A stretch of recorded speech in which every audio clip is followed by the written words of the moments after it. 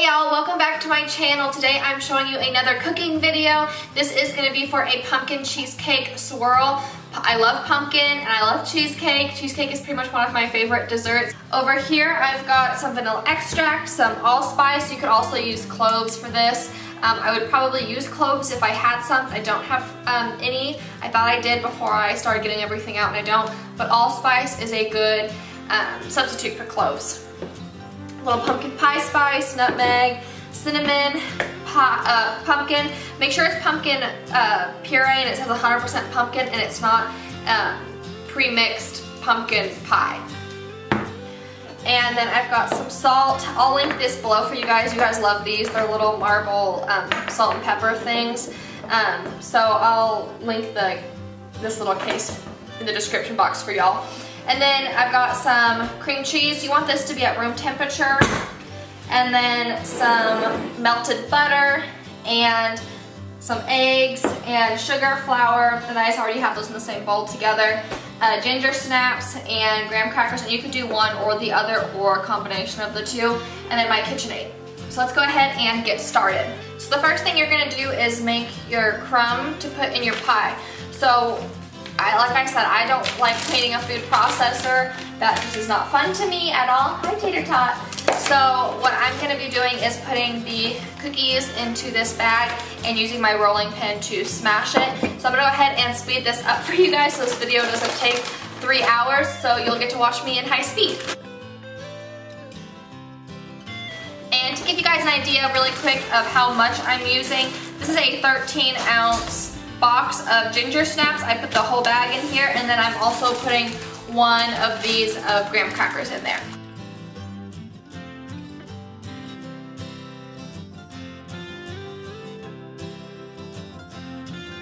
So what you want to do is just keep on smashing it until it gets to be a pretty fine consistency, about like this.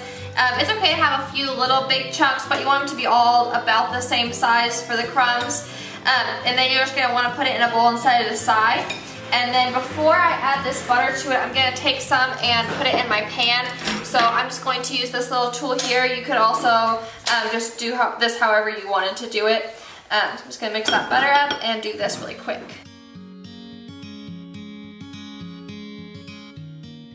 So I'm just going to set the pans aside and take this crumb mixture and take the butter. This is about 6 tablespoons melted, and like I said, this is all doubled for 2, so I'll leave the recipe for 1 below, but just remember this is doubled. So I'm just going to take this butter and pour that straight into this crumb mixture. Oh, one more thing, y'all. I wanted to add 1 teaspoon of this pumpkin pie spice.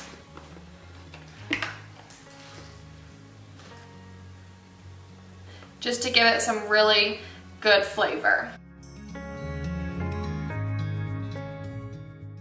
And you guys, what the goal here is with mixing this butter in is you want this to all get a little bit wet so that it'll stick together. And the same way whenever you make a brownie mix or a cake mix, the way that it kind of, you'll get patches of powder and then some of it will be wet. This might do that too, and so you just want to make sure that if the wetness kind of gets stuck together and it's not combining, I like to use the back of the spoon and just push it so that it makes it nice and smooth. And this just takes a minute to mix together because you want to make sure that it's even and that it's all just a little bit wet, and your goal is not to make it soaking wet or anything like that, just a little bit damp so that whenever you're pushing it into the pan, that it'll stick together and that you're not just pushing dry crumbs into there. If you grab it and squeeze it, does it kind of clump or does it just fall all apart? So that's what you're looking for to see. So then you're just going to take your pans and start adding this in there and pushing it, and then you want to work it up the sides, pushing it out, trying to make it even. And if you have leftover crumb, don't feel like you need to use it all, and you can just dump some aside, or if you need to make a little bit more, you just want to make sure there's a good cover on the whole pan.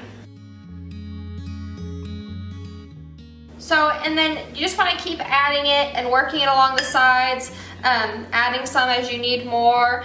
And then I like to take this, I have these measuring cups that have flat bottoms, so it works really good to push down on this, but anything like this with a flat bottom, I like it because it's got the handle and I can use it to help, or you can just use your hands and that'll work perfectly fine too.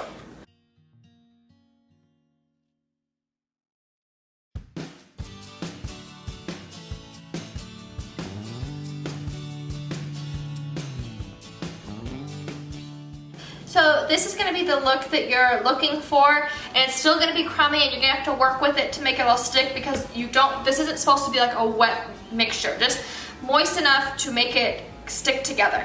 So this is kind of what my first one looks like, and like I said, I just use the measuring cup to push it to the sides. I also stick my thumbs on the outside and use my fingers to push it against the sides, and then just kind of work with it and make it all stick together like that. But it should stick like this, to where you can tell if this was all just crumbs, it would be falling all over. So that is what it should look like, and I'm gonna go ahead and do my second one. We're gonna get back to talking about the pie crust here in a second, because we will bake those before we put any filling in them. My husband's working on the second one because he's just the sweetest. So while he's doing that, I'm gonna go ahead and start working with my pumpkin. So what I did was I just took my pumpkin, spread it across this plate, got a big wad of paper towels, and I'm going to soak up some of the moisture. As you can see, the pumpkin isn't gonna stick to the paper towel. So I think what makes it a little bit easier to keep the pumpkin from sticking is to spread it smooth like this and then place the paper towel on it. And obviously pumpkin is wet, so you're not going to get all of it out. You just want to get some of it out. Like when I first poured the can out, there was actually water along the side that was just pure liquid, and so now you can see that it's definitely, there's no actual liquid on it, and it's a lot thicker. So that's just kind of what you're looking to do with the pumpkin. So this is what the pans look like that me and my husband made, and you just want to make sure that they're stuck really well on the side, and all the crumbs are, and that it's even around the whole thing, and that there's not too much in the corners, and then you'll be set. And you want to pop these in the oven, preheated to 325 degrees on a middle rack for 15 to 20 minutes, and then you're looking for them to get a golden brown color. And then what you want to do is pull them out and put them on a cooling rack for about at least 20 minutes. You want to make sure they're really cool before you put any filling in them. So this is what the crust ended up looking like. I ended up baking it for about 18 minutes. But I did check it at 15, and your oven could be different, so make sure you check it. But as you can see, it's gotten a more golden brown, and it's also dried out. Oh, sorry, I don't think I was in frame. But it's also dried out some. And the pan is still hot. I'm letting it cool on the cooling rack, but while it's cooling, we're gonna go ahead and get started on the filling. So right here, I've got all of my cream cheese. If you're making one, you need 4 8-ounce packages, so I've got double that here. And then this is my sugar and my flour, so I'm just gonna go ahead and mix that up together really quick so that it's already combined and ready to go.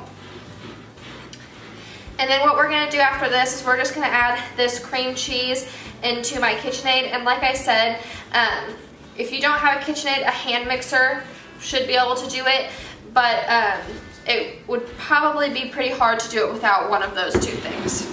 And so now I'm just gonna add this into the KitchenAid. And I also wanted to mention before I forget that the crust, you can absolutely buy a store-bought. And whenever I make this on Thanksgiving, if I'm the one that's cooking Thanksgiving, then I do not make the crust homemade. So just keep that in mind, and don't feel bad to buy a store-bought crust.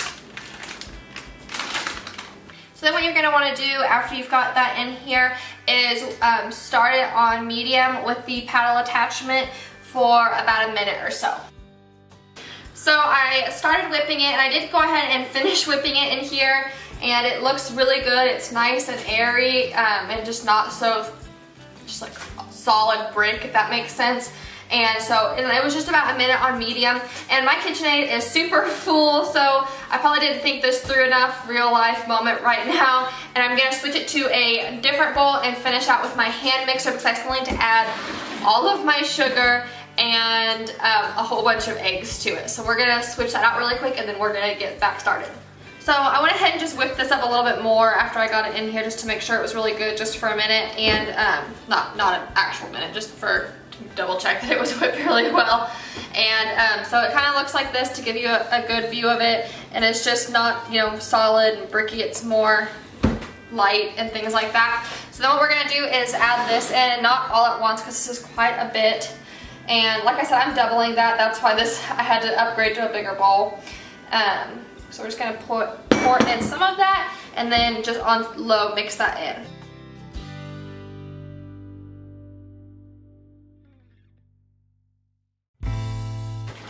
So now it's looking a lot like a whipped cream. You can see here like that now that we've added the sugar. So now what we're going to do is add the vanilla extract. And so since I'm doubling it, I'm going to add 2 teaspoons instead of 1. And then we're gonna mix that up and then start with the eggs. So now we want the eggs at room temperature, and we're gonna do the yolks first, which I think I said egg white earlier, and I don't know what I was thinking, but we're adding the yolk to this, and then we're discarding the egg white. So we're gonna add 2, I'm doubling it, so 4 egg yolks and 4 whole eggs, discarding the whites. And we're gonna start by adding the yolks first.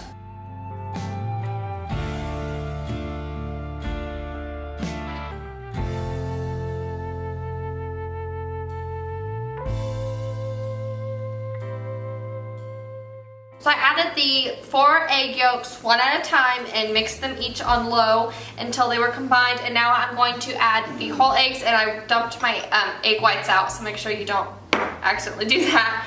So now I'm just gonna go ahead and add the 4 eggs, one at a time still. And in case you guys are wondering why I crack it into a separate bowl first, it's for 2 reasons. One, so that I don't accidentally get any shell in there, because that would just not be fun to try to dig out. And also because I keep my eggs past their expiration date, which is a whole other topic that we don't need to get into, but I want to make sure they're good before I add them to here and realize, oh, they actually have gone bad. So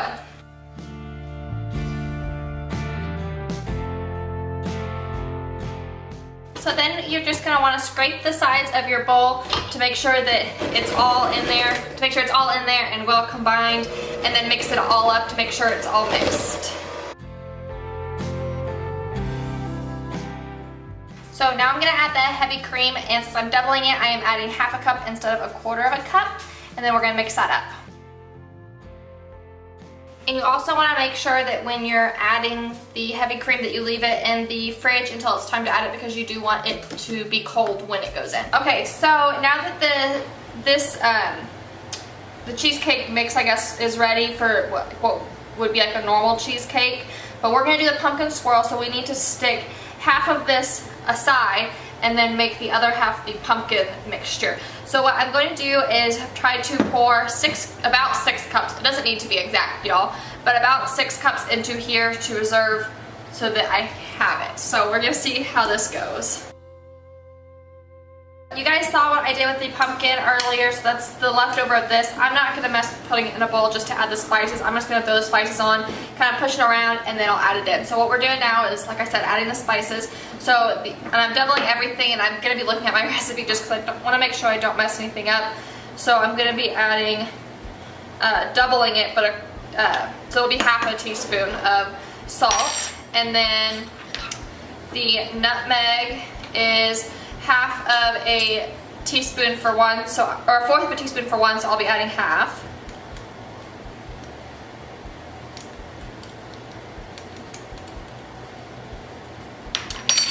And then the cloves is 1/8, so I'll add 1/4.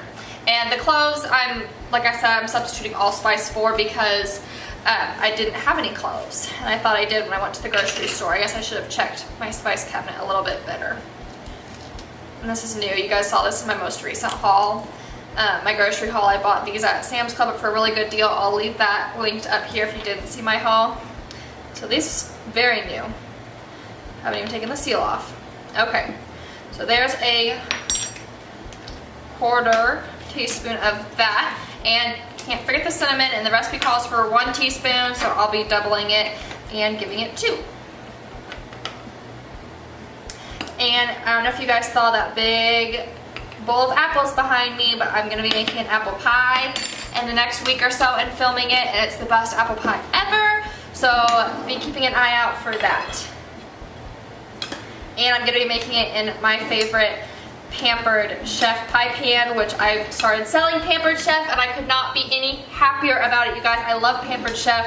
I love their products. I've already got several products in my kitchen, and I ordered the Getting Started kit, and I'm gonna unbox it for you guys and show you everything that's in it. And I literally could not be any happier.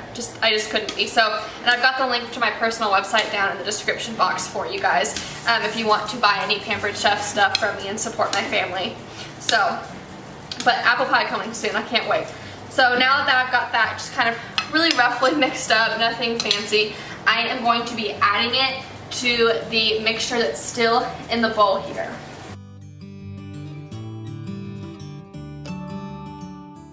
Then I'm just gonna scrape the sides of the bowl here and make sure it's all mixed in.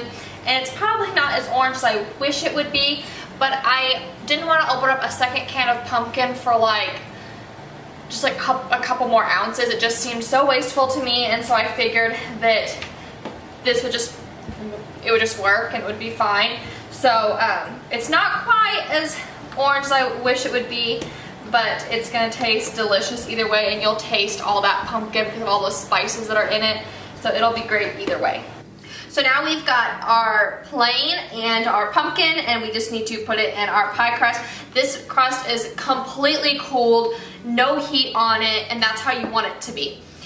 So this is not as tricky as it sounds. You will need a butter knife, but you just can't take, I'm just using a tablespoon to make it easy. Dollops of your plain, and you're gonna dollop it in there,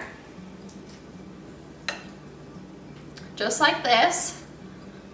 It's not tricky at all.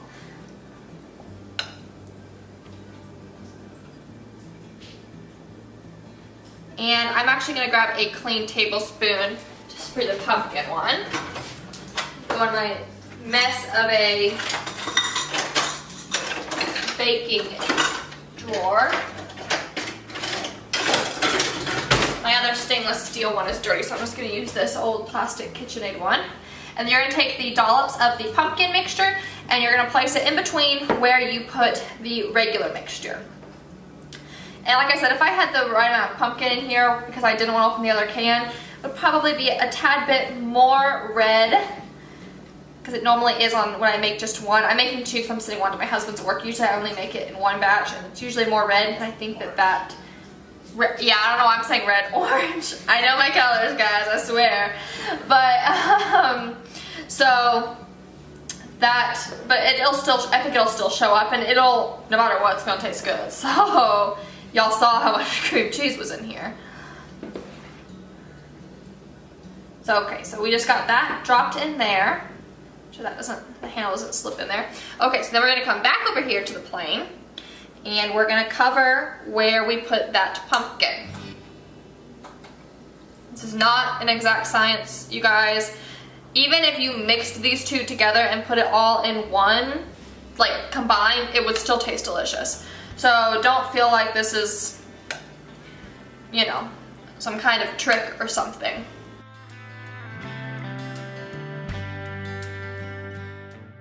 And then we're gonna take some more of the pumpkin and plop dollops of that right there on the top.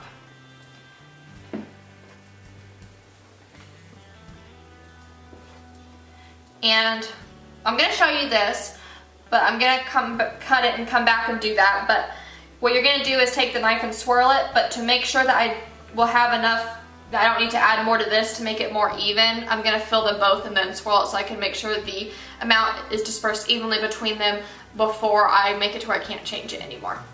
As you can see, I went ahead and started filling the second one because I wanted to see how much I would have left, and I used a good amount of the white one on that one, so I didn't have too much extra white one of the white stuff. But I have a lot of extra pumpkin, so that's the second one. I'm gonna go back on this one. As you can see, there's more room, and I've got more here, so I'm going to add that onto it. Sorry, I'm not looking at the camera, you guys. I'm just trying to pay attention to what I'm doing. Not the best multitasker. So I went ahead and finished filling them. As you can see, this one has more of the pumpkin on top than this one does. You want it to look more like this one. You want more of the white and the pumpkin showing to get that really pretty swirl effect on the top. It just worked out to where I didn't have it proportioned right whenever I was adding them, so this one's got more pumpkin. It's not a big deal. This one just probably won't look as pretty. So then what we're gonna do is take a butter knife, and you're just going to stick it and swirl it around until you're happy with how it looks. But you want to be careful because you don't want to stick it all the way down to the bottom to the crust and then drag the crust, because that would, I mean, you could probably still bake it and eat it. It wouldn't ruin it, I wouldn't think, but it will not come out the way you were hoping for it to. So we're just going to stick this in, not disturbing the crust, and just kind of start swirling, and you can just play with what design you want it to look like, because it is going to bake and look like the way you have it when you're swirling it. So I think that one looks pretty. And like I said, if you would want more of the white on the top ideally, but just didn't work out that way when I was adding the mixture in. So then we're gonna do the same to this one, and this one's probably gonna just look like a big pumpkin mess on the top. And I'm not pushing the knife down at all. I am just sticking it in and then just barely moving it around. That's kind of what I expected it to look like. So ideally I would have more of the white and only add a few dollops of the pumpkin, but since I was making two, it made adding the proportions to the right one a little bit more difficult. Hope that makes sense, y'all. But, so now these are ready and they are going to bake. Let me get the baking directions for you guys.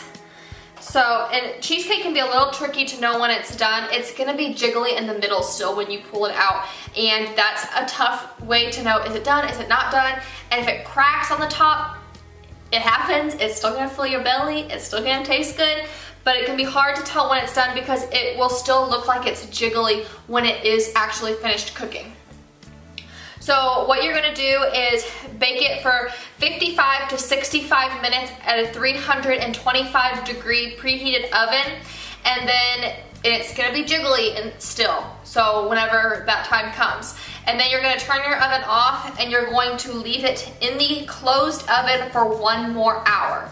So it's gonna end up being in the oven for about 2 hours. And then you obviously wanna put it on a cooling rack and you want it to cool, and then put it in the fridge, and it needs to sit and set up for a little while, but I'll see you guys here in a little bit to tell you more about that. Okay guys, so I just wanted to really quick show you how they looked after they came out after sitting in the oven off for an hour. Mine both came out very cracked. I would rather them come out smooth, but I'm not that upset about it. It'll still taste the same. It could be because I over beat it while I was making it, and that caused too many air bubbles, and so it expanded too much because while it was cooking it over expanded than what it should have. That would be my best guess, but you could also not fill it as full, but I think that I just over mixed it. But I wanted to go ahead and show you how they ended up coming out and looking. And for a more pretty swirl on the top, it'll still taste the same, but for a prettier swirl, you would want more of the white showing on the top and not as much of the orange one. But they're gonna taste great. So what I did was I just took a sharp knife like this and ran it around all the outside while it was warm, fresh out of the oven, to make sure that there was a good area in between there and that it would come out okay. And then I'm just going to let them cool here on this baking rack until they're room temperature before I put them in the fridge. And you don't want to put them in the fridge while they're still warm, otherwise if they haven't already cracked, it'll probably cause them to crack. And the other thing I wanted to mention to you guys was just that you can freeze these also.